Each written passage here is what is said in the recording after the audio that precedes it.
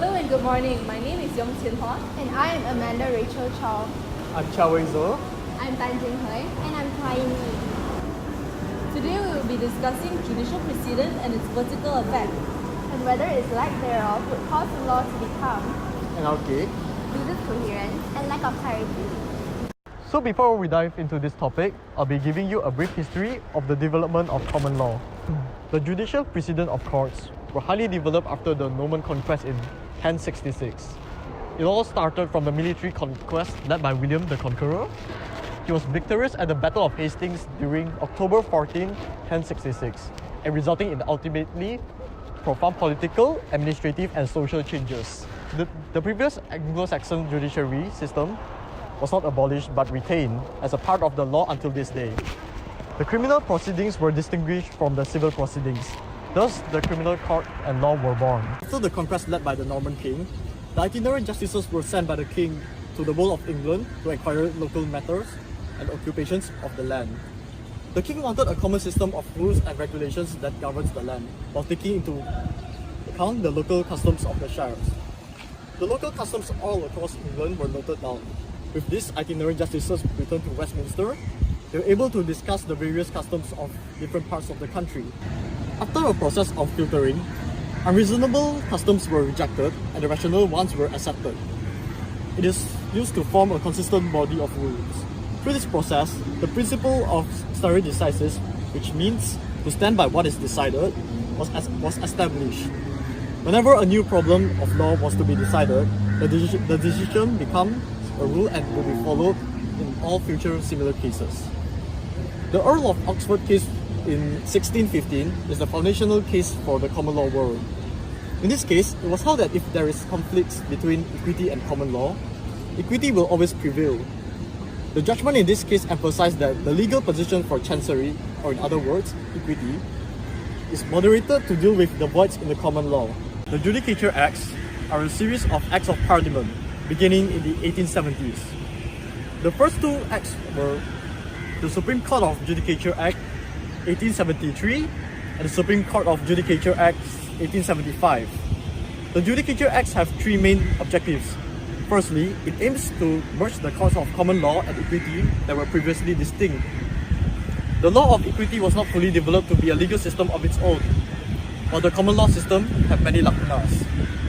The role of equity is the remedy to the legal issues that is unable to be addressed by the common law. Secondly, it establishes a uniform system of pleading and procedures for all the divisions of the new Supreme Court. It also encourages the same rule of law for both equity and common law, as they recognizes different rules. The doctrine of hierarchy of courts is applied in the English legal system. In practice, there is a horizontal and vertical effect of a hierarchy of courts. Within the hierarchical structure of court, a decision of a higher court will be binding on courts lower than it. This is known as the vertical effect. Whereas some courts are bound by its own previous decisions. This is also known as the horizontal effect. Generally, the Supreme Court is the highest court among all courts, followed by Court of Appeal, High Court, County Court. Supreme Court, previously known as House of Lords, is the highest appeal court on civil and criminal cases. All the English courts are bound by its decisions. Initially, the House of Lords was bound by its own decisions, but this practice is no longer relevant ever since the 1966 practice statement made by Lord Chancellor in case London Tramways Company against London County Council. Ever since, the House of Lords is allowed to depart from precedent to achieve and uphold justice in society. Next, we have Court of Appeal. It has the authority to set precedent that are binding to all lower courts like high courts and the inferior courts, but is bound by the Supreme Court. It is usually bound by its own previous decisions, but with 4 exceptions as laid out in Young against Bristol Aeroplane Company Limited. The depart is possible when previous decisions is made per incurium, as laid out in Crown against Cooper, or when two previous conflicting Court of Appeal decisions, two conflicting decisions from House of Lords and Court of Appeal, or when the law is no longer valid. Next, we have the High Court. The High Court has to refer to its superior courts, Supreme Court and Court of Appeal when making decisions. They are generally not bound by their own previous decisions, but then they are highly persuasive. Whereas the inferior courts like County Court, Crown Court and Magistrates Court, they have no authority to create precedent. Even its own precedent has no persuasive authority.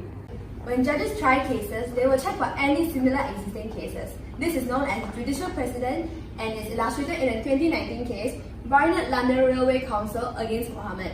It is the ratio decidendi, the reason for deciding, that contributes to the doctrine of judicial precedent. So, when a new case with similar facts is presented to the court, the judges have to follow the precedent set by higher courts due to the doctrine of stare decisis, to stand by things decided. So now, the judges have the power to either follow, distinguish, overrule, or reverse a previous decision. If a precedent is followed, the judges decide to apply the concept of stare decisis. The judgment for Cunningham against Dublin referred to the ratio decidendi given in Mansfield against Weetabix, due to the close similarity of facts. When the facts of two cases are sufficiently different, the precedent is no longer binding. Although Regina against Ansel and Culver against Mays shared similarities but only to a certain extent, hence it is distinguished and a different judgment is given. The higher courts can also choose to overrule a previous judgment by departing from a decision made by a lower court. This is demonstrated when the House of Lords case, Nominal Westminster Bank Public Limited Company against Spectrum Plus Limited, overruled a High Court case, Seed Gorman and Company Limited against Barclays Bank Limited. Overruling is also applicable to courts on the same level. British Railways Board against Harrington overruled Eddy against Dunbrack. Both cases here are heard by House of Lords. So last but not least, a judgment can also be reversed. A higher court can choose to depart from a decision made by a lower court on appeal. Reverse may seem similar to overrule, but then a judgment can only be reversed if it's pertaining to the same case. So for example, in Gibson against Manchester City Council, the House of Lords reversed the Court of Appeal's judgment. The structure of the court system, where judicial decisions are made, is critical in defining the rules of precedent. In theory, it controls and limits the scope of judicial discretion, but in reality, it doesn't operate as strictly as it appears. One advantage is that the precedent provides consistency within the hierarchy of courts. Cases are decided on a like basis and are not subject to the whim of the individual judges deciding the case in question.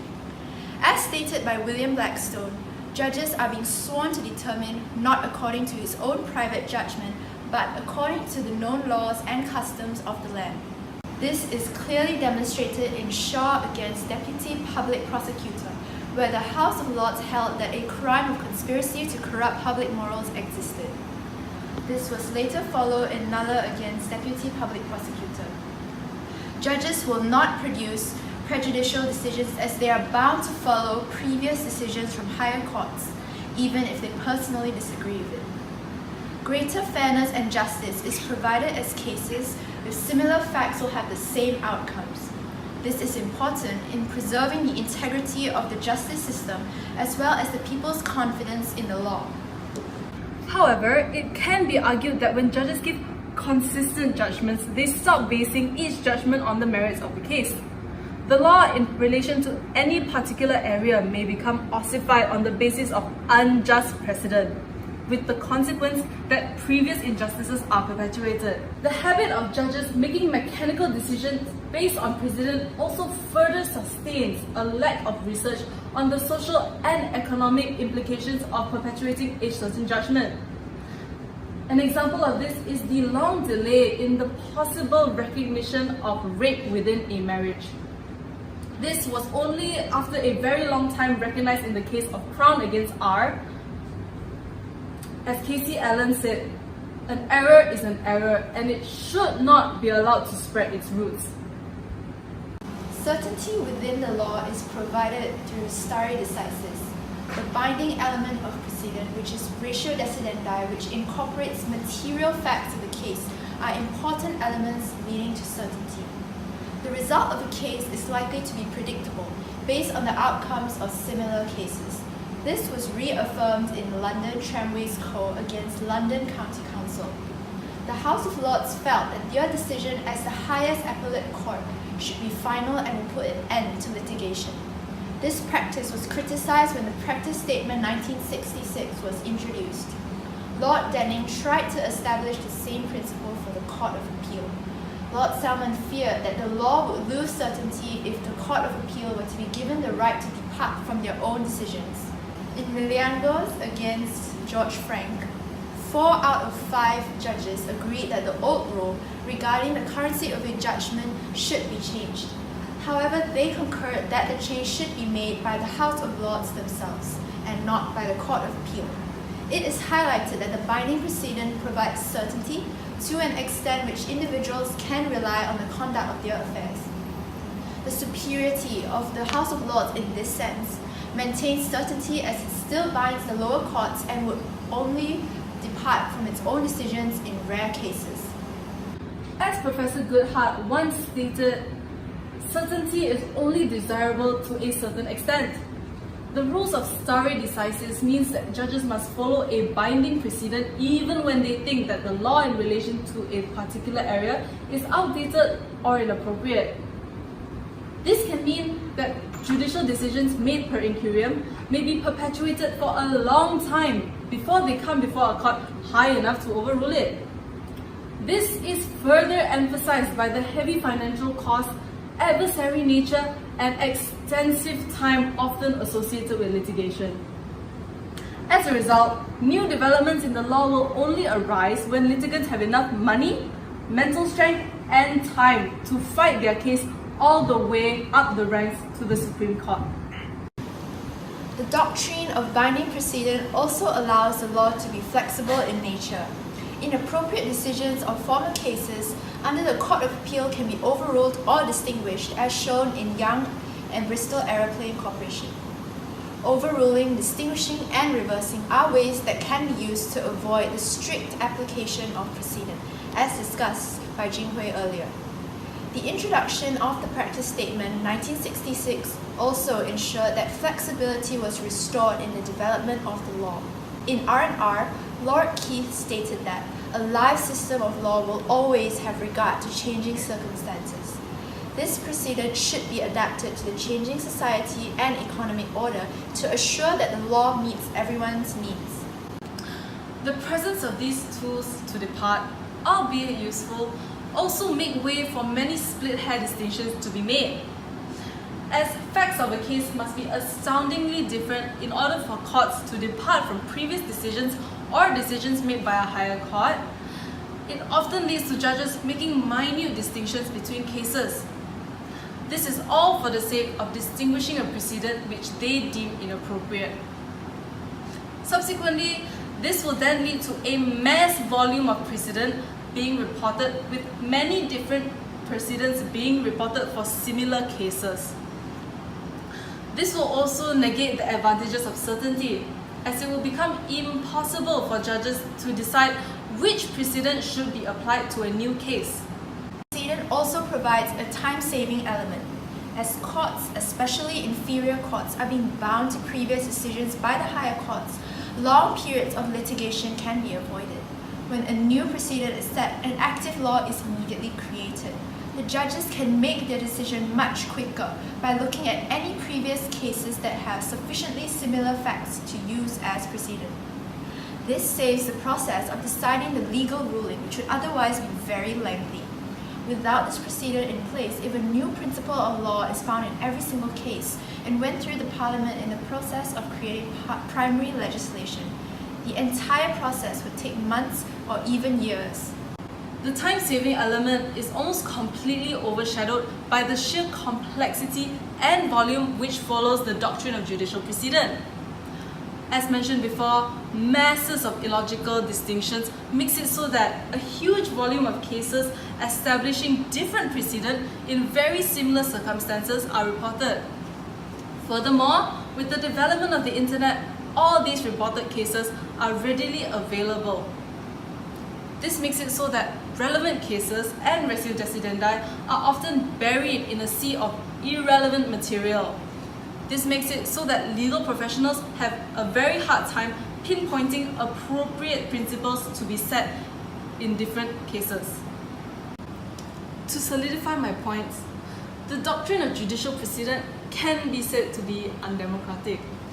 As Lord Scarman said in the case of Stokes and Jones, a judge simply cannot match the experience and vision of a legislator. Furthermore, judges are not democratically elected officials. This is important as the entire concept of citizens being governed by a set of case law which was created by a judge who was not chosen by the people seems completely undermining the entire idea of democracy.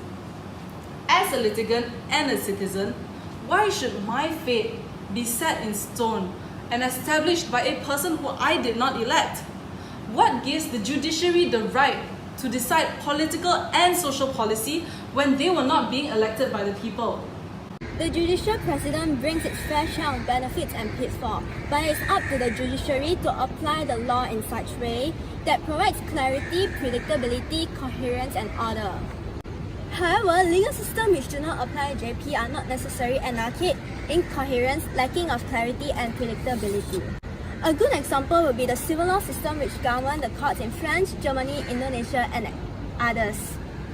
The system without JP can function in a way that upholds justice and democracy. As otherwise, this civil law system would not have lasted long without invoking the civil law or revolt from the people. Therefore, it is submitted that the statement of Lord Neuberger is not necessarily true that it has been proven otherwise in countries that do not apply the common law system.